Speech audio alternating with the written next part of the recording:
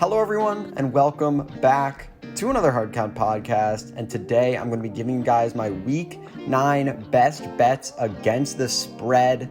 And real quick, before we start, I just want to remind you guys, hit that subscribe button, like the video, it would mean a lot to me. But let's get right into it with my first pick, and that is Baltimore -1 at Indianapolis. Give me Baltimore -1 all day. And to me, I said this in my power rankings, the Ravens are still the second best team in the NFL at this point in the season, despite losing the Steelers last week. And if you want to listen to my explanation for that, you can go find my power rankings video. It's right here. But I think this is an overreaction on both sides of this game. I mean, we just saw a very convincing win for Indianapolis over Detroit, but I think that had as much to do with Detroit blowing it as it did with Indianapolis actually playing a good game. And as I just said, the Ravens came off a loss to the Steelers in division, so I think we see a little bit of an overreaction swinging towards Indianapolis. And I actually saw quite a bit of promising things last week from the Ravens offensively, which outside of the turnovers, they had a great game. J.K. Dobbins looked great. The running game was very, very efficient against a very good Steelers run defense. And that rushing game was something that we were missing from the Ravens in the first few weeks of the season that they were able to do in the year before that. And yes, Indianapolis is one of the better run defenses in the NFL, but the Ravens, as I just said, ran the ball all over Pittsburgh, who was number one in rush defense, and they had 265 yards on the ground in that game. So I could definitely see that carry over into this game, and the Ravens have a ton of success on the ground, which is what they want to do. This is a very important game for the Ravens. If they want to keep pace at all with the Steelers, if they want a chance at getting a home playoff game, winning the division, they need to win this game here. And the Ravens are going to make Phillip Rivers uncomfortable all game long. They run tons of blitz packages, have done a great job out of the gate, making the other team uncomfortable, forcing them to play from behind. And I don't think the Colts offense has the firepower to play from behind, come from behind at this point, especially without T.Y. Hilton as their number one wide receiver. And the Ravens defense is one of the best big play defenses, one of the best at forcing turnovers. And Rivers is a guy that turns the ball over. I think we see a few of those. Those are going to be costly for the Colts. And I just struggle to see a situation in which this Colts offense has a ton of success moving the ball against this Ravens defense. I think it's going to be a very low scoring game, especially for the Colts.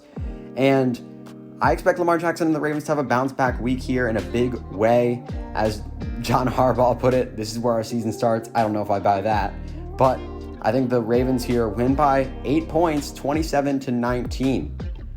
All right, next we've got Carolina plus 10.5 at Kansas City. And I like Carolina. And I know it seems a little bit risky betting against Kansas City, the best team in the NFL, but I think this is where the Panthers have a shot at keeping this game close. And I still think Kansas City wins this game, but I like this number for the Panthers, especially over 10 points. First of all, Carolina is off a mini bye. They're going to be well rested. And I like Matt Rule. I think he'll be good off of a bye.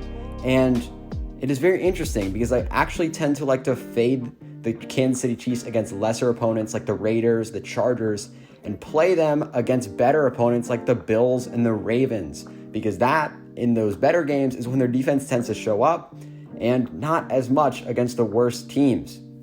Now, I know Kansas City just blow out the Jets and the Broncos, who are not good teams, and as I just said, I like playing Kansas City against bad teams, but those teams are two of the worst teams in the NFL right now, and when I say bad teams, I mean a little bit more teams that might get overlooked but can keep themselves in games, which is exactly what the Chargers and the Raiders are, and the Panthers fit this mold to me perfectly. Carolina plays a combination of cover 2, cover 3 defense, does a great job limiting the big plays, which Kansas City does very well, and that's what the Chargers do, and that's why they slow them down consistently. So I like the Panthers here. They played in many close games all year long. Their defense has been surprisingly good under Matt Rule. The Panthers get Christian McCaffrey back, and this definitely helps them out for sure against the Kansas City rushing defense. That's definitely a weakness of this team. It's not been great all year, and they've got a ton of weapons on offense. Again, I don't think the Panthers win this game, but I like that they have that cover 2, cover 3 zone defense going on, and the fact that they're a team that Kansas City might overlook looking ahead towards that Raiders game, which they don't want to lose 2 out of 2 games in that series, and the Buccaneers game the week following that. So I don't think the Panthers win this game, but I think that they're going to be a team that hangs around and covers the 10.5 point spread. All right, next, and my third and final bet is Miami at Arizona. And I like Arizona minus 4.5 here. Give me this one. Give me Arizona at home off a bye. And first of all, Miami has to travel a very long distance to Arizona to play this game, which is never a good thing. Travel is something you don't like to see with teams. And I think we're seeing a little bit of an overreaction to how good Miami is from last week. I know, yes, Miami did beat the Rams, but it was a little bit deceptive. I don't think that's actually how good both these teams are. There were some defensive plays that were random, a kickoff return touchdown. Miami won that game, but in a lot of ways that Vegas and I consider random, that you can't count on them. And I like Arizona here off a bye on offense, especially. Kingsbury is a great offensive mind. He's going to have a lot prepared for this game, not to mention that this Miami defense, it was successful against Jared Goff. I'm not taking that away from them. Brian Flores is a great defensive guy, but it's a little bit easier to prepare for a guy like Jared Goff in that system, which is centered around a couple things. And when you slow those things down, you slow down the offense. But now you get Kyler Murray and this offense of Arizona. Kyler Murray, one of the most dynamic quarterbacks in the NFL, and talk about a guy that can play out of the system. Kyler Murray is the definition of that. He's going to scramble for 10 yards here and there, pick up a bunch of big plays. So I don't think Miami's defense is quite as good as many people give them credit for, and I don't think they're going to be able to prepare quite as well for this Arizona offense with Kyler Murray, DeAndre Hopkins, and Cliff Kingsbury coming off a bye. And I expect a high-scoring game for this one. I'm not sure the Dolphins can keep up.